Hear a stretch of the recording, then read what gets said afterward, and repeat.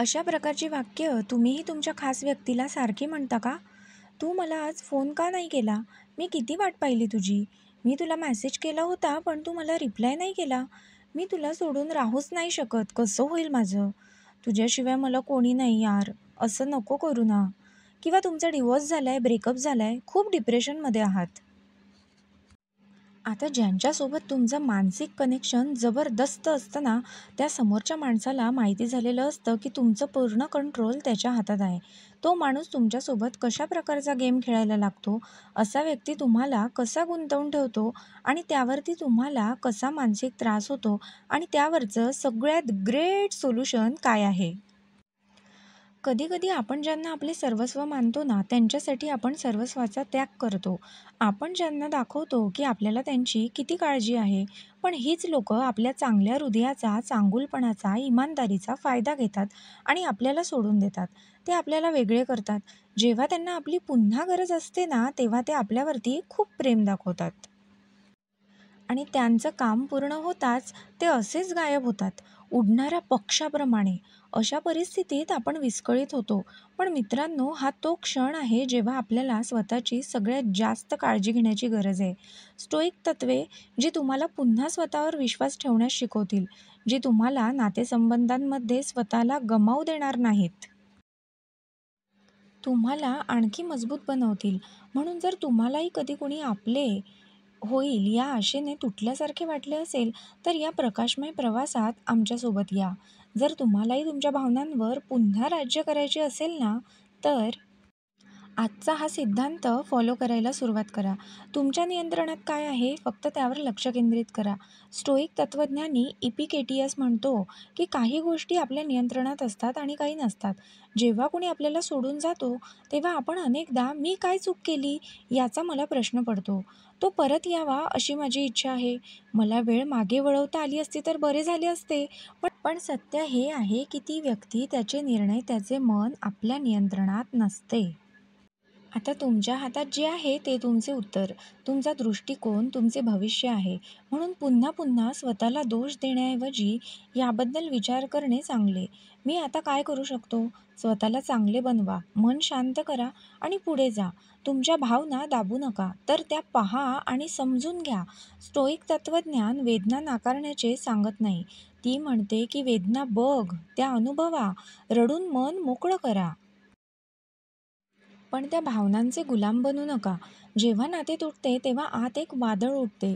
राग, दुःख, पश्चाताप, एकटेपणा या भावना अनुभवणे हे मानवी आहे. पण जेव्हा जेव्हा तुम्हाला ते आठवेल ना, तेव्हा स्वतःला फक्त एक प्रश्न विचारा. या वेदनेतून मी काही शिकू शकतो का? तुमच्या वेदनांना शिक्षक बनवा. तो तुम्हाला ताकद, सहनशीलता आणि स्वतःशी खरे राहण्याचे शिकवेल. तुमचे मूल्य दुसऱ्याच्या उपस्थितीने ठरवले जात नाही. अनेक वेळा नाते तुटल्यानंतर आपल्याला निरुपयोगी वाटते. आता जणू काही आपले महत्त्व आता संपले आहे. पण स्टोइक म्हणतात की तुमची किंमत तुमच्या विचारांवर आणि कृतींवर अवलंबून असते. आणि ते तत्वांबद्दल आहे, कोणासोबत असण्याबद्दल किंवा त्यांच्यासोबत नसण्याबद्दल नाही. जो तुम्हाला सोडून गेला तो तुमच्या कथेचा शेवट नाही, फक्त एकच अध्याय होता. तुमचे खरे मूल्य तुम्ही या वेदनेपासून कसे वर उठता यावर आहे. सर्व काही क्षणिक आहे हेही निघून जाईल. अनित्यता म्हणजे क्षणभंगुरता. कोणतीही भावना, मग ती प्रेम असो किंवा वेदना, कायमची टिकत नाही. जसे ऋतू बदलतात ना, तसेच जीवनाचे टप्पे देखील बदलतात. आज असह्य वाटणारी वेदना काही महिन्यांनी अस्पष्ट वाटेल.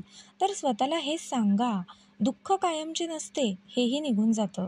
दररोज जेव्हा तुम्ही जागे व्हाल, तेव्हा फक्त एक पाऊल पुढे टाका. हा प्रवास आहे. आपण ना एक मोठी चूक करतो. आपल्याला सगळं परत मिळवायचं आहे. जुने मेसेजेस, आठवणी, शब्द, फोटो आपण ते पुन्हा पुन्हा उगाळत राहतो. लोणचं घालायचं असतं का त्याचं काय माहिती? लक्षात ठेवा, ज्या गोष्टी हरवल्या त्या तुमच्या नव्हत्या. त्याने त्याची भूमिका पूर्ण केली आहे. म्हणून स्वतःला विचारा, मी पुढे जाण्यास तयार आहे का?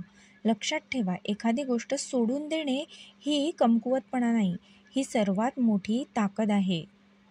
आता सख्खा माणूस तर गेला. एकटं राहणं ही शोभा नाही, तर एक संधी आहे. अनेकदा नाते तुटल्यानंतर आपल्याला एकटेपणाची भीती वाटते. पण स्टोईक तत्त्वज्ञान म्हणते की एकटेपणा ही स्वतःला जाणून घेण्याची, स्वतःवर प्रेम करण्याची संधी आहे. आता तुमच्याकडे तुमच्या स्वप्नांना पुन्हा स्पर्श करण्याची, तुमच्या आवडी पुन्हा जगण्याची वेळ आहे. हीच वेळ आहे स्वतःला पुन्हा निर्माण करण्याची, जिथे तुम्ही एक नवीन आणि चांगले व्यक्ती बनू शकाल. कोणत्याही अनुपस्थितीला तुमची कमजोरी बनू देऊ नका. आता नातं तुटल्यानंतर आपण अनेकदा या मानसिकतेत पडतो. तो गेला, आता मी अपूर्ण आहे. पण स्टोईक तत्त्वज्ञान म्हणते की तुम्ही संपूर्ण आहात.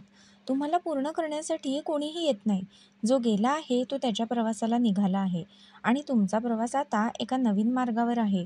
तुमची शक्ती पुन्हा लक्षात ठेवा आणि स्वतःला सिद्ध करा.